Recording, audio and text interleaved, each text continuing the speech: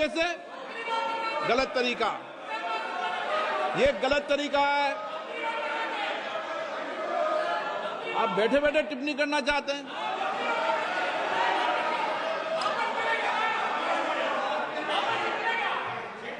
आदरणीय सभापति जी,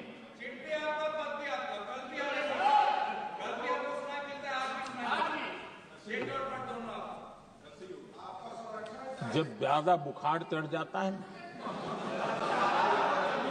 तब लोग कुछ भी बोलते हैं, लेकिन इसके साथ साथ ज्यादा हताशा निराशा फैल जाती है तब भी बहुत कुछ बोलते हैं। आदरणीय सभापति जी, जिनका जन्म नहीं हुआ था, जो भारत की इस धरती पर अवतरित नहीं हुए थे, ऐसे 10 करोड़ फर्जी लोग सरकारी खजाने से अलग अलग योजनाओं का फायदा ले रहे थे। आदरणीय सभापति जी, सही को अन्याय न हो इसलिए राजनीतिक फायदा नुकसान की परवाह किए बिना हमने इन 10 करोड़ फर्जी नामों को हटाया और असली लाभार्थियों को खोज खोज करके उन तक मदद पहुंचाने का अभियान चलाया। आदरणीय सभापति जी, ये 10 करोड़ फर्जी लोग जब हटे और भिन्न भिन्न योजनाओं का हिसाब लगाएं तो करीब करीब 3 लाख करोड़ रुपया गलत हाथों से जाने से बच गए। मैं हाथ किसका था ये नहीं कह रहा हूं, गलत हाथों से। आदरणीय सभापति जी, हमने सरकारी खरीद में भी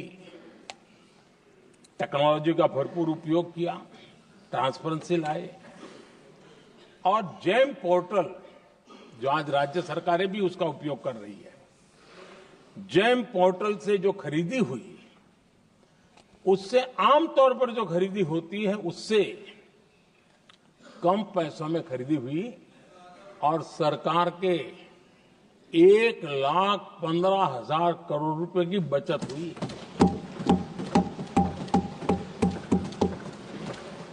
आदरणीय सभापति जी, हमारी स्वच्छता अभियान का बहुत मजाक उड़ाया गया, ऐसा जैसे हमने कोई पाप कर दिया, कोई गलती कर दी, न जाने क्या क्या कहा जाता था। लेकिन आज मुझे संतोष से कहना है कि इन सफाई के कारण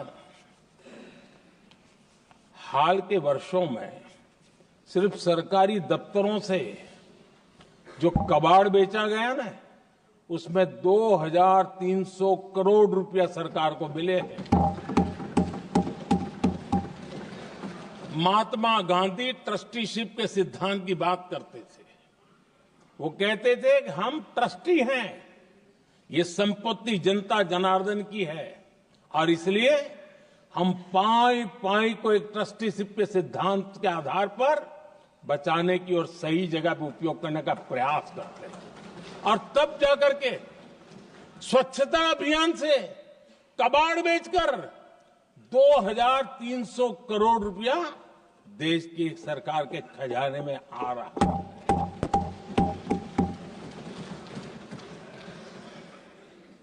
आदरणीय सभापति जी, हमने एक महत्वपूर्ण निर्णय लिया इथेनॉल ब्लेंडिंग का। हम जानते हैं हम एनर्जी इंडिपेंडेंट नहीं है, हमें बाहर से लाना पड़ता है। जब इथेनॉल ब्लेंडिंग किया और हमारे पेट्रोल डीजल की आय कम हुई, उस एक निर्णय से 1,00,000 करोड़ रुपए का फर्क पड़ा है। और ये पैसे करीब करीब 1,00,000 करोड़ रुपया किसानों की जेब में गया है।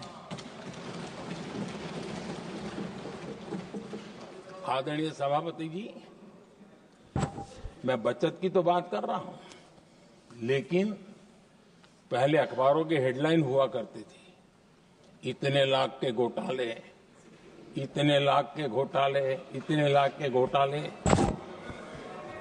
10 साल हो गए ये घोटाले न कर करके, घोटाले न होने से भी देश के लाखों करोड़ रुपए बचे हैं, जो जनता जनार्दन की सेवा में लगे हैं। आदरणीय सभापति जी, हमने ये जो अलग अलग कदम उठाए, उससे लाखों करोड़ रुपए की बचत हुई, लेकिन उन पैसों का उपयोग हमने शीश महल बनाने के लिए नहीं किया।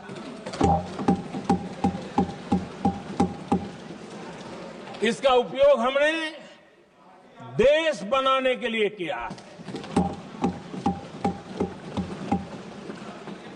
इंफ्रास्ट्रक्चर का बजट 10 साल पहले 1,80,000 करोड़ था, हमारे आने से पहले। आदरणीय सभापति जी, आज 11 लाख करोड़ रुपया इंफ्रास्ट्रक्चर का बजट, और इसलिए राष्ट्रपति जी ने भारत की नींव कैसी मजबूत हो रही है, इसका वर्णन इसमें किया है। रोड हो, हाईवे हो, रेलवे हो, ग्राम सड़क हो, इन सभी कामों के लिए विकास की एक मजबूत नींव रखी गई है। आदरणीय सभापति जी, सरकारी खजाने में बचत हुई वो तो एक बात है, और वो करना भी चाहिए, जैसा मैंने ट्रस्टीशिप की बात कही, लेकिन हमने इस बात पर भी ध्यान रखा है कि जन सामान्य के उनको भी बचत का लाभ मिलना चाहिए। योजनाएं ऐसी हो ताकि जनता को भी बचत हो। और आपने देखा होगा, आयुष्मान भारत योजना, बीमारी के कारण सामान्य मानवी को जो खर्च होता था, अब तक जिन लोगों ने इसका बेनिफिट लिया है, उसी के हिसाब से मैं कहता हूं कि करीब करीब देशवासियों का आयुष्मान योजना का बेनिफिट लेने के कारण जो खर्चा उनको अपने जेब से करना पड़ता, वैसे 1,20,000 करोड़ रुपया जनता जनार्दन के बचे हैं।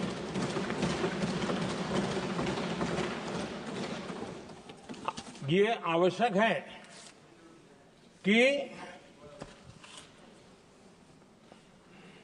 अब जैसे जन औषधि केंद्र, आज मध्यम वर्ग के परिवार में 60-70 साल उम्र के परिवार के स्वजन हो तो स्वाभाविक है कोई न कोई बीमारी आ ही जाती है, दवाई का खर्चा भी होता है, दवाएं महंगी भी होती है। हमने जब से जन औषधि केंद्र खोले हैं, जिसमें 80% डिस्काउंट होता है, और उसके कारण जिन परिवारों ने इन जन औषधि केंद्रों से दवाइयां ली हैं, उनके करीब करीब 30,000 करोड़ रुपए दवाई को खर्चा बचा।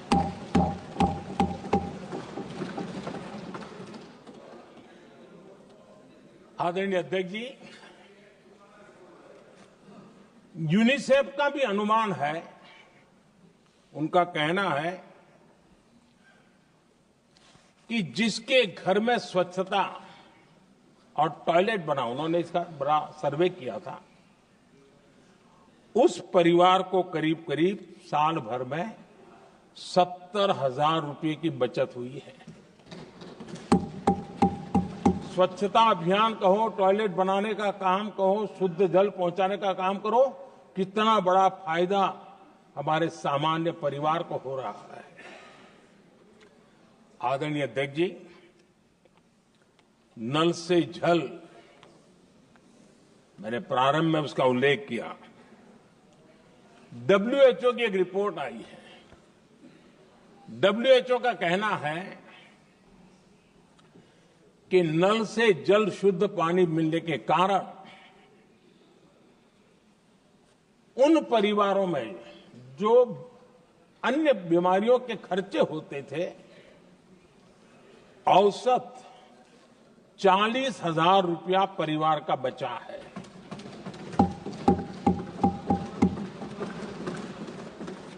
मैं ज्यादा गिन नहीं रहा हूं, लेकिन ऐसी अनेक योजना है जिन योजनाओं ने सामान्य मानवीय के खर्च में बचत की है। आदरणीय सभापति जी, करोड़ों देशवासियों को मुफ्त अनाज, उसके भी उस परिवार के हजारों रुपये बचते हैं।